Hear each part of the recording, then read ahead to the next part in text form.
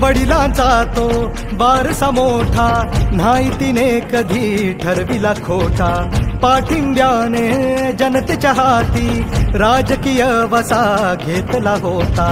हक्कांसाठी रयतेच्याही ओलावते पापणी, ठेवून चाले जनविकासाचा ध्यास तिच्या होमनी. ही देवळालीची हिरकणी, देवळालीची हिरकणी, ही देवळालीची हिरकणी, देवळालीची हिरकणी. देवळालीची हिरकणी आली, स्वाभिमानाचं हसू तिच्या गाली. नतमस्तक जनते पुढं ती झाली, देवळालीची हिरकणी आली.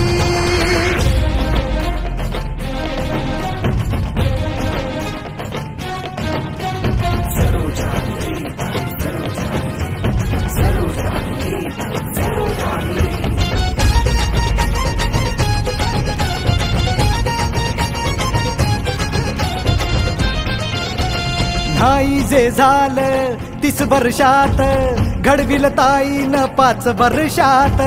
अडचणींचा झाला आघात, सोडली नाही कधी जनतेची साथ. मतदारसंघाला सजीव लावला, दिनरात त्यासाठी हा जीव धावला. कमी वेळेत जास्त काम बोलले, असा कर्तृत्वाचा झेंडा रोवला, असा कर्तृत्वाचा झेंडा रोवला. पूर्ण केली जनतेची हो एकूण एक मागणी, मजबूत केली गावांसोबत नात्यांची बांधणी. ही देवळालीची हिरकणी, देवळालीची हिरकणी, ही देवळालीची हिरकणी, देवळालीची हिरकणी. देवळालीची हिरकणी आली, पसरवण्या जनतेत खुशहाली. लोकप्रेमानं ताई म्हणाली, देवळालीची हिरकणी आली. भीत नाही कुणा असं तिचं व्यक्तिमत्व, जनतेचं काम करण्याचं एक तत्व. कामकाजावरी झाले असे किती तरी गाव, तरी माग नाही हटला तिचा निर्भीड स्वभाव. समाजात कधी नाही केला तिनं भेदभाव, सर्वांची लाडकी असं तिनं कमविलं नाव. फुले शाहूंचे विचार, बाबासाहेबांचा बाणा, माता जिजाऊ अन सावित्रीची मनी प्रेरणा. ही लेख शिवबाची, तिला सर्वांची साथ, पुढे चाले घेऊन छत्रपतींचा आशीर्वाद. ही देवळालीची हिरकणी, देवळालीची हिरकणी. विकासाच्या कामासाठी कोट्यवधींचा निधी, याच्या आधी लोक हो आला होता का कधी. नासाका करता चालू मोठा प्रश्न सोडविला, बालाजी देवस्थानाचा इतिहास घडविला. रस्ते पूल स्मशानभूमी मंदिरांची काम केली, पाणी पुरवठा आणि ग्रामीण रुग्णालये बी झाली. किती वर्षांची तिने भरून काढली हो झीज, 50 वर्षांनी वैष्णव पाड्यावर आली वीज. लोकांची बाजू मांडताना असं करते भाषण, ज्याला सर्वोत्कृष्ट पुरस्कार देत आपलं शासन. काम करताना तान्ह्याकडे देण्यासाठी लक्ष, बनले तिच्या शब्दाने राज्यात हिरकणी कक्ष. केलं अर्पण गावासाठी सर्व काही रे, तिचं काम तिच्या कामाची देत ग्वाही रे. उमेदवार अशी दुसरी कोणीच नाही रे, या हिरकणीचं नाव आहे सरोज आहिरे, या हिरकणीचं नाव आहे सरोज आहिरे. ही देवळालीची हिरकणी, देवळालीची हिरकणी, ही देवळालीची हिरकणी, देवळालीची हिरकणी. की गेल्या अनेक वर्षापासून आपला जो प्रलंबित प्रश्न होता, जो 49 वर्षापासून, त्या प्रश्नाला अनेक दिवसापासून आम्ही अनेक प्रतिनिधींकडनं खूप प्रयत्न करण्याचा, तो हटवण्याचा प्रयत्न केला. म्हणजे याच्यातले गेल्या माझ्यापेक्षा 20-30 वर्षाच्या अगोदरचे जे काही सहकारी आहे त्यांनी हात घातलेला होता, मागील प्रतिनिधींनी हात घातलेला होता, परंतु त्यात काही यश आले नाही. परंतु जेव्हा आम्ही 16-17ला पुन्हा एकदा गावात मीटिंग घेऊन ह्या चर्चेला सुरुवात केली, आणि त्यात मग जे गावचेच 2 सुपुत्र जे आमचे संजय अशोक भांडोरे आणि निवृत्ती महाराज आरिंगळे यांनाही ते अनेक माहिती असल्या कारणाने, किंवा त्यांनी अगोदरचे असं म्हटलं मी 20 वर्षापासून त्यांनी खूप प्रयत्न केले होते महाराजने अगोदर, परंतु ताई आल्यानंतर आम्ही ही ताई आमच्याकडे आले. त्यांना जेव्हा हा प्रश्न कळला की ताईंनी तो प्रश्न समजून घेतला आणि संजीवला आणि महाराजांना अनेक गोष्टी त्यातले बारकावे समजून घेतले आणि त्या अनुषंगाने काम पुढे गेलं दिवस. म्हणजे जे ताई नगर सेविका असण्यापासून त्यांनी जो पुढाकार घेतला त्यात चंद्रकांतदादा पाटील असतील, माननीय शरद पवार साहेब असतील, त्यानंतर बाळासाहेब थोरात साहेब असतील, यांनी त्याला तितकीच साथ दिली. पण तो पाठपुरावा करण्यासाठी जर प्रतिनिधीचं जर जे ध्येय असतं किंवा एखादी गोष्ट साध्य करण्यासाठी जी चिकाटी असती, प्रयत्न असतात, ते जे देवळालीचे लोकप्रतिनिधी आहेत ते सर्व स्टाईलमध्ये त्यांनी खूप आम्हाला प्रयत्न केले. म्हणजे अक्षरशः आम्ही जेव्हा बाळासाहेब थोरातांकडे म्हणजे मी डोळ्यांनी पाहिलेलं आणि कानाने ऐकलेलं की गेल्यानंतर संजीव असेल, नंतर आमच्या सरकारी विलास भाऊ दुर्जड असतील, सुनील भाऊ दुर्जड असतील, संजीव भाऊ कोठुळे असतील, आमचे रवी भाऊ हांडोरे असतील, नंतर विक्रम कोठुळे, सगळे जेव्हा आम्ही तिथे मुंबईला किंवा मंत्रालयात वारंवार चक्रा मारत होतो त्यावेळेस बाळासाहेब थोरात आम्हाला सांगायचे की ताई आता बस झाले, मला प्रश्न माहिती, तो आम्ही करेल. असे या प्रकारे हा जो 49 वर्ष प्रलंबित असलेला प्रश्न, जो हा 15,000 कुटुंबांचा जो खरेदीलाही अडचण येत होती, शेत जमिनीला किंवा काही हस्तांतरण करायला प्रॉब्लेम यायचा किंवा आपलं काही विकसित करायलाही अडचण यायची, तो जो प्रश्न आहे हा आपल्या सर्व ताईंनी सोडवला. म्हणून नेहमी हे जे 5 यश असायचे, एक संजीव असायचा, एक शिवाजी असायचा, एक सुनील असायचा, एक संजीव कोटोळे आणि त्याच्यानंतर 5वा सर्वस्ताईचं यश, असे या 5 लोकांनी तर आम्हाला प्रयत्न केलेच. परंतु त्याचबरोबर ग्रामस्थांनी त्यांना तेवढीच साथ दिली आणि तो प्रश्न आमचा हा एकदम चांगला निकाली निघला. त्याबद्दल मी सर्व ग्रामस्थांच्या वतीने आमदार सर्वस्ताई यांना फार फार धन्यवाद देतो. आणि असंच हे त्यांचं निरंतर विकासाचं काम आपण बघितलं आहे. त्याचप्रमाणे आमच्या श्री विठ्ठल मंदिरात ज्या आषाढी एकादशीच्या दिवशी त्यांनी इथे कुदळी मारली आणि अनेक ठिकाणी आपण ज्या देवळाली मतदारसंघात फिरत असताना आपण झालेला विकास बघतच आहात, यात काही शंका नाही. म्हणून पुढीलही वाटचालीस त्यांना असेच यश लावेल यात शंका नाही. मी समस्त ग्रामस्थांच्या वतीने त्यांना पुढील राजकीय वाटचाली शुभेच्छा देतो. बाबा समोर, बाबा साईडला, एक साईड समोर, दोन्ही साईडने या, दोन्ही साईडने, एक साईड. या ठिकाणी आदरणीय ताईंचा देवळालीची हिरकणी, ही देवळालीची हिरकणी, देवळालीची हिरकणी, देवळालीची हिरकणी आली, स्वाभिमानाचं हसू तिच्या गाली, नतमस्तक जनते पुढं ती झाली, देवळालीची हिरकणी आली.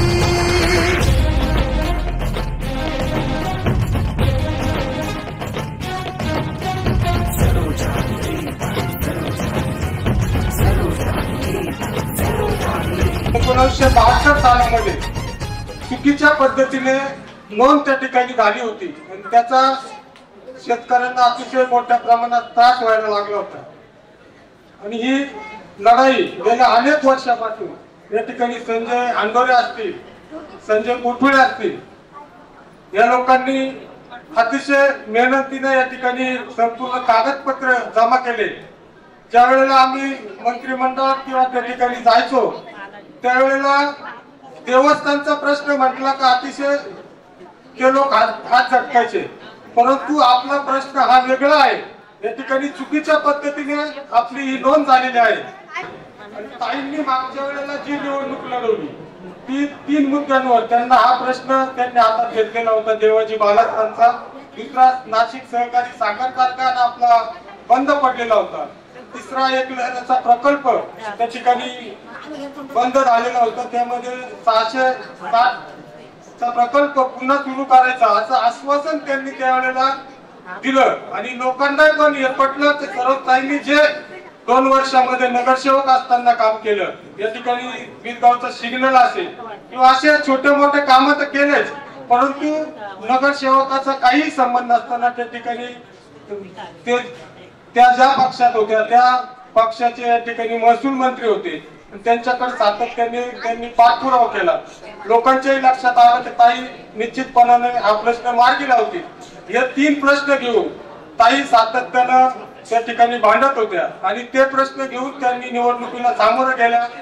आपल्या सगळ्यांनी पाहिलं 72 सालामध्ये नोंद झाली, म्हणजे जवळचे मंत्री असतील त्यांच्याकडे पाठपुरावा करून नाशिक कारखाने कशा पद्धतीने, भले तो चालवायला कोणाला द्यायचा असेल तर द्या, परंतु तो चालू करा अशा पद्धतीने आग्रही भूमिका मांडली आणि त्यांना यश आलं आणि आपला कारखाना हा त्या ठिकाणी चालू झालेला आहे. त्याचप्रमाणे बालाजीचा प्रश्नही आपला सुटला. त्यानंतर एकलऱ्यासाठी जवळजवळ 950 कोटी या ठिकाणी आधुनिकीकरणासाठी त्या ठिकाणी काही मंजूर करून घेतलेले आहे आणि 660चा प्रकल्पही देखील चालू करण्याचं आश्वासन दादांनी त्यांना दिलेलं आहे. पुढच्या काळामध्ये निश्चितपणाने हे सगळे कामं ते करतील.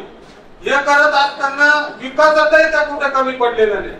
त्यांना गंभीर साथ आपले जे शासनात काम करताय मुख्यमंत्री असतील, दोन्ही उपमुख्यमंत्री असतील, त्यांनी त्यांना साथ दिली आणि आपल्या मतदारसंघात जवळजवळ 1400 कोटी रुपयाच्या त्याच्या पलीकडे काम त्यांनी केलेलं आहे. सर्वप्रथम मी विविध गाव ग्रामस्थ व विठ्ठल मंदिर विश्वस्त यांच्यातर्फे त्यांचं स्वागत करतो. व मगाशी जो काही एक भाग उल्लेख करण्याचा राहून गेला की आपल्या मागच्या बाजूचा जो सभामंडप आहे, या सभामंडपाकरता ताईंनी आपल्या आमदार निधीतून 70 लाख रुपये मंजूर करून दिले. सर्वप्रथम सर्व ग्रामस्थांतर्फे त्यांचे आभार मानतो, कारण जी काळाची गरज आहे, त्यांनी जी गरज आहे ती ओळखली होती. कारण दशक्रियाविधीच्या निमित्ताने या ठिकाणी लोक मंदिरात बसायचे, तर त्यांनी ती जाणीव ओळखली आणि या ठिकाणी या सभामंडपाकरता आपला जो निधी आणि फार कमी वेळात उपलब्ध करून दिला, त्याबद्दल मी त्यांचे ग्रामस्थांतर्फे तसेच विश्वस्तांतर्फे आभार मानतो व त्यांच्या भावी वाटचालीस शुभेच्छा देतो. श्री क्षेत्र विविध गावच्या प्रति पंढरपूर विठ्ठलाच्या साक्षीने मी आपणा सर्वांना विनंती करतो की आपल्या विकासाची वारी ही आपल्याला देवळाली मतदारसंघात कंटिन्यू करायची असेल तर आपण सर्वांनी सरस्ताई आयरे यांना प्रचंड मतांनी निवडून द्यावे. ही भारतीय जनता पार्टीच्या वतीनं मी समस्त विविध गाव ग्रामस्थांना ही नम्र विनंती करतो आणि ताईंना पुढील वाटचालीस शुभेच्छा देतो. खरं तर काम करत असताना हा 2019 ते 2024 हा काळ इतका पटकन निघून गेला की खरंच समजलं नाही. पण या काळामध्ये काम करत असताना कोविडचं संकट आपण सर्वांनीच भोगलेलं आहे. अनेक आपले जीवाभावाचे, प्रेमाचे, जिव्हाळ्याची लोक आपल्यातून निघून गेली आणि हा सगळा मतदारसंघाचा प्रपंच सांभाळत असताना कोरोनाचा जवळपास 1.5 वर्षाचा काळ असेल किंवा विरोधी पक्षात बसलेला 1 वर्षाचा काळ असेल, परंतु प्रत्यक्षात काम करायला जर संधी मिळाली तर ती आहे 2.5 वर्षांची. आणि त्या 2.5 वर्षांच्या काळामध्ये म्हणजे सरकार जेव्हा माननीय एकनाथ शिंदे साहेबांनी वेगळा निर्णय घेतला आणि 22 जूनला त्यांनी वेगळा निर्णय घेतला आणि शिवसेना पक्षातून बाहेर पडले ते, आणि त्यावेळेसचा सत्ता संघर्ष आपण सर्वांनी टीव्हीच्या माध्यमातून बघितलेला आहे. पण त्यावेळेसचे जे महसूल मंत्री होते बाळासाहेबजी थोरात, त्यांनी आपल्या बालाजी देवस्थानचा प्रश्न हा एकदम जवळून बघितलेला होता. कारण संजूभाऊ अंडोरे असतील, संजय कोठोळे असतील, आम्ही शिवाजीभाऊ असेल, मी असेल, आम्ही सर्वजण डे 1 पासून त्या कामाचा पाठपुरावा करत होतो. आणि नगरसेवक असल्यापासून मला या सर्व लोकांनी हा प्रश्न मांडला आणि त्यावेळेस मी ज्या पक्षात होते त्याच पक्षाचं सरकार म्हणजे भारतीय जनता पक्षाचं सरकार त्यावेळेला होतं. चंद्रकांत दादा पाटील यांनी पण आम्ही 9-10 तास तिथे कॅबिन मध्ये बाहेर उभं राहायचो आणि त्याच्यानंतर त्यांनी बघितलं की यांची सारखी तळमळ असते. प्रत्येक मंगळवार ठरलेला असायचा महसूल मंत्र्यांचा, प्रत्येक मंगळवारी हे लोक येतात, इथे उभे दिसतात. एक दिवस त्यांनी बोलवलं, माझं भारतीय जनता पक्षाच्या नगरसेवक पदाचं कार्ड त्यांना दिलं आणि मग त्यांनी विचारलं की बाळा तुझं काय काम आहे, आणि मग आम्ही सगळेजण इथे बसलो त्यांना समजून सांगितलं. त्यांनी पण अतिशय सकारात्मक असा प्रतिसाद दिला आणि त्याच्यानंतर मग विविध गाव म्हणून आपले निवृत्ती महाराज आरिंगळे असतील, विक्रमभाऊ कोठोळे, आम्ही सर्वजण एकत्र झालो आणि बेलगावांचे मग सुनील भाऊ दुर्जड असतील, विलास भाऊ असतील, हे सर्वजण असे हळूहळू गोळा व्हायला लागले. आणि संजू भाऊ त्यांनी मनोलीच्या अनिल बोराडे आणि त्या सर्व ग्रुपला, एक ते वारले त्यांचं काय नाव आहे भाऊ, ते अनिल भाऊ त्यांच्या बरोबर संजय नाठे, सॉरी संजय नाठे, ते दादा आता काही म्हणजे नाही हयात, पण या सर्वांनी मिळून मग नंतर एवढी भक्कम साथ दिली की 5 वर्ष लागले त्या पाठपुराव्याला. कारण नगरसेवक असताना लगेच 6 महिन्यांनी माझ्या जवळपास हा प्रश्न निदर्शनास आला होता आणि त्याचा पाठपुरावा सुरू केला. पण या सर्वांनी खंबीरपणे साथ दिलेली नसती. आम्ही सांगितलं ना की ठाण्याला अक्षरशः डिवायडर मध्ये बसून आम्ही डबे सोडून खाल्लेले आहेत. म्हणजे डब्यातलं जेवण आंबून जायचं, परंतु जेवायला वेळ मिळायचा नाही, इथपर्यंत परिस्थिती होती. आणि खूप संघर्ष, म्हणजे रात्री जर आम्ही पहाटे आदल्या दिवशी निघाले असेल तर दुसऱ्या दिवशीची पहाट व्हायची. आणि लगेचच हे पण आपल्या कुटुंबापासून सगळेजण, लहान लेकरं बाळ सोडून सगळे आलेले होते. त्यावेळेस तुम्ही सिंगल होते, परंतु जर रात्री 4 वाजता पहाटे जर पोहोचले असेल तर 2 तास आराम केला नाही केला. सकाळी उठून मी 10वे अटेंड करायचे मतदारसंघातली नगरसेवक असताना. ह्या पद्धतीचा खूप मोठा संघर्ष आहे. त्याच्या मागे पण चला पांडुरंगाच्या कृपेने पांडुरंग खंबीरपणे आपल्या सर्वांच्या पाठीशी उभा राहिला आणि त्यांनीच शासनातल्या लोकांना सद्बुद्धी दिली. आणि आपल्याला त्या सत्ता संघर्षाच्या काळामध्ये 23 जुलैला आपला निकाल हाती माननीय थोरात साहेबांनी त्यावेळेस दिला. आणि एक आनंदोत्सव म्हणजे आम्ही निकाल घेऊन जेव्हा आलो होतो, पूर्ण वीरगाव आणि काय तो जल्लोष, म्हणजे आजही तो क्षण डोळ्यासमोर जात नाही. कारण खरोखर एक ऋणी भावना प्रत्येकाच्या डोळ्यात होती, परंतु ऋण मानू नका, हे आमचं कर्तव्य आहे. एखादा लोकप्रतिनिधी, 2 मिनिटं प्लीज शांतपणे ऐकून घ्या. जेव्हा लोकांच्या मतावर निवडणूक लढतो आणि जिंकून येतो, तेव्हा त्यांनी सेवकासारखं जर काम केलं तर मला असं वाटतं हा प्रश्न कुठेतरी 25-30 वर्षात नक्की सुटायला पाहिजे होता. परंतु तुम्हालाही माहितीये, सर्व ज्येष्ठांनाही माहितीये, काहीतरी एक जातीपातीचं राजकारण करायचं आणि त्याच्यावर पोळी भाजून बहुजन समाजाची माती भडकवायची आणि आपलं राजकारण त्याच्यात चालू द्यायचं. आपलं झालं तर आता मुलाचं झालं तर एखादा नातू बितू असेल तर त्याची तयारी सुरू असेल. त्याच्यामुळे सगळं आपल्याला घरातच पाहिजे. या भावनेचे जे लोक होते त्यांनी जनतेला गृहीत धरून सर्व चालवलेलं होतं. परंतु जनतेच्या ह्या मागच्याच 5-10 वर्षांमध्ये लक्षात आलं होतं. पण माझे वडील स्वर्गीय बाबूलाल सोमाजी आईरे यांचं नाव घेऊन जेव्हा मी निवडणुकीच्या मैदानात उतरले, तेव्हा या सर्व ज्येष्ठांनी खंबीरपणे साथ दिली. कारण त्यांनी त्यांच्या सोबत काम केलेलं होतं आणि त्यांनी पुढच्या पिढीला सांगितलं, या सर्व घरातल्या महिलांनी सांगितलं की नाही, आपल्याला तिला मतदान करायचं आहे. आणि या प्रभागामध्ये फिरत असताना लोक, मी गणेश भाऊ मतदान मागायची नगरसेवकाचं, पण मला अनेक लोक म्हणायचे तुम्ही भावी आमदार आहे. मला भीती पण वाटायची की लोक थोडस म्हणजे हवेत गाळताय की काय, म्हणजे भीती राहायची की. परंतु ती निवडणूक मी अशीच लढली होती. म्हटलं प्रयत्न करून पाहू, समाजसेवेचे एक वेगळं वळण, जर राजकारणाची त्याला साथ मिळाली तर करून बघू. आणि माझा चेहरा मोहरा न बघता पूर्ण लोकांनी मला साथ दिली. आणि नगरपालिकेत नेतृत्व करत असताना खास करून माझ्या वीरगावने जे मला डोक्यावर घेतलं, मी वीरगावकरांचे उपकार आयुष्यात कधी विसरू शकत नाही. म्हणून बालाजीचा देवस्थानचा प्रश्न आणि प्रेम हे त्यांचे उपकार डोक्यात घेऊन जर एखादा लोकप्रतिनिधी चालला तर मला असं वाटतं बालाजी देवस्थान सारखे, साखर कारखान्यासारखे, एकलव्यासारखे हजारो प्रश्न कितीही जटिल राहू द्या, प्रश्न सुटल्याशिवाय राहत नाही. आपण अभ्यास केला, आम्ही अभ्यासच केला ना. सगळी भावाकडे अजूनही ते दप्तर एवढं मोठं सगळं जमा करून ठेवलेलं, अनेक देवस्थानची, गुजरातचे निकाल काढ, हे काढ, ते काढ. अभ्यास केला तर काही अवघड नाही. आणि ज्या पोटतिडकीने आपण प्रश्न मांडले तर आपले वरिष्ठ पण त्याची दखल घेतात. त्यावेळेस माननीय पवार साहेब, नंतर मी जेव्हा आमदार झाले, राष्ट्रवादी काँग्रेस पक्षाकडून माननीय पवार साहेबांकडे बैठका झाल्या, माननीय अजितदादा असतील, या सर्वांनी मला मदत केली म्हणून हा प्रश्न सुटू शकलेला आहे. आणि याच्यामध्ये मोठं योगदान सर्व ग्रामस्थांचंही आहे. कारण ग्रामस्थांनी आम्हाला साथ आणि शाबासकीची थाप आणि एक पाठबळ दिलं नसतं तर हे होऊ शकलं नसतं. त्याच्यामुळे जी काही आपण सेवा करू शकलेली आहे ती परमेश्वराच्या आणि मतदार राजाच्या चरणी बहाल केलेली आहे. त्याचप्रमाणे जवळपास 2 कोटीची कामं आपल्या विहित गावसाठी, मग सौभाग्यनगरला 2,20,00,000चे रस्ते कॉन्क्रिटीकरण आहे.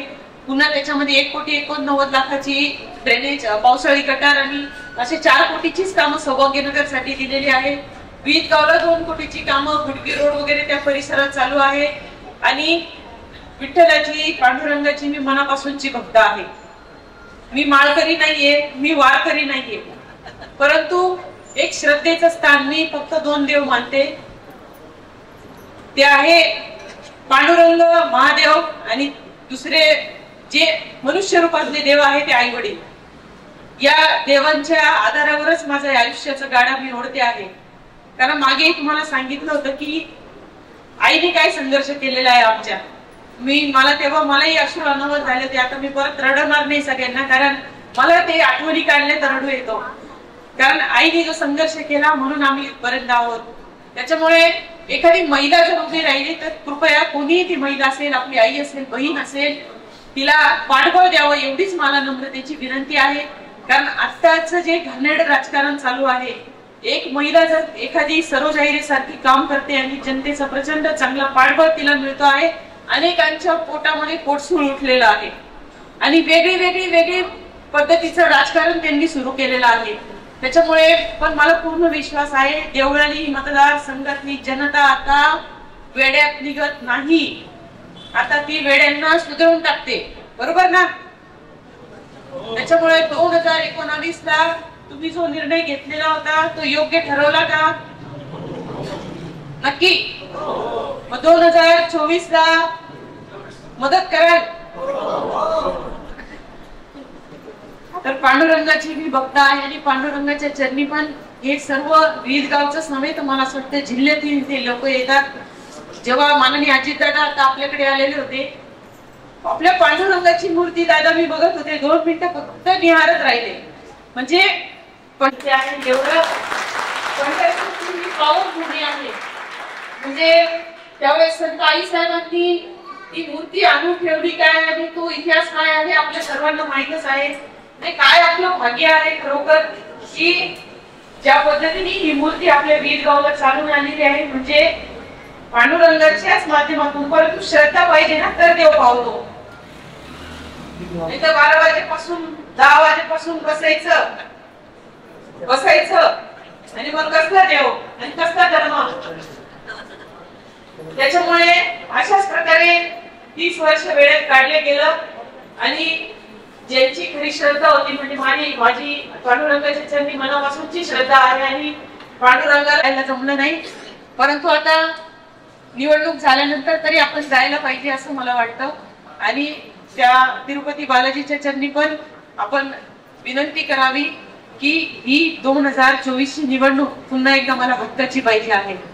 कारण अनेक कामं आहे, सभा मंडपाचं आपलं काम आहे, परंतु ग्रामस्थांचं आपल्या समितीचं म्हणणं आहे की 70 लाखाचा निधी हा अपूर्ण आहे, अजून काही त्यांना पाहिजे आहे.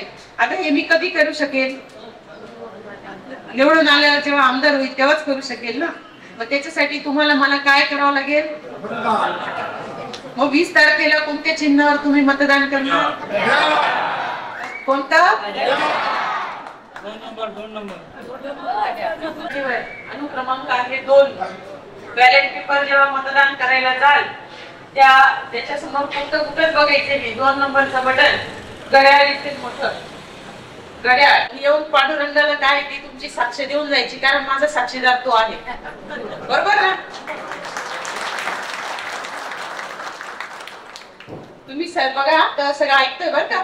त्याच्यामुळे येते मग तिकडे आपल्या सर्वांचं नाशिक जिल्ह्याचं श्रद्धास्थान असलेलं संत निवृत्तीनाथ महाराज संस्थान, या संस्थानाचा आराखडा सुद्धा आपण हातात घेतलेला आहे आणि तो मला पूर्ण करायचा आहे म्हणून मला आमदार व्हायचा. राहिलेले मतदारसंघातले जे आणि थांबते. धन्यवाद. जय हिंद, जय महाराष्ट्र.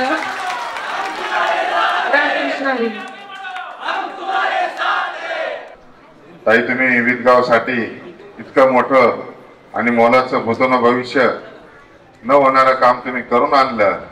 त्याचबरोबर या गावासाठी केलेला विकास, दिलेला विकास निधी, खरोखर तुमचे आभार मानावे तितके कमीचे. आम्ही सर्व ग्रामस्थ एक मुखानं एक मतानं आपल्या पाठीमागे खंबीरपणे उभं राहू आणि आपल्याला मागच्या वेळेसपेक्षा नक्कीच जास्त लीडनी तुम्हाला विधान भवनात या मतदारसंघाचे प्रश्न सोडवण्यासाठी आम्ही सर्व एकमताने पाठवू. या ठिकाणी आपण आलात त्याबद्दल सर्व ग्रामस्थांच्या वतीने आपले आभार व्यक्त करतो. धन्यवाद.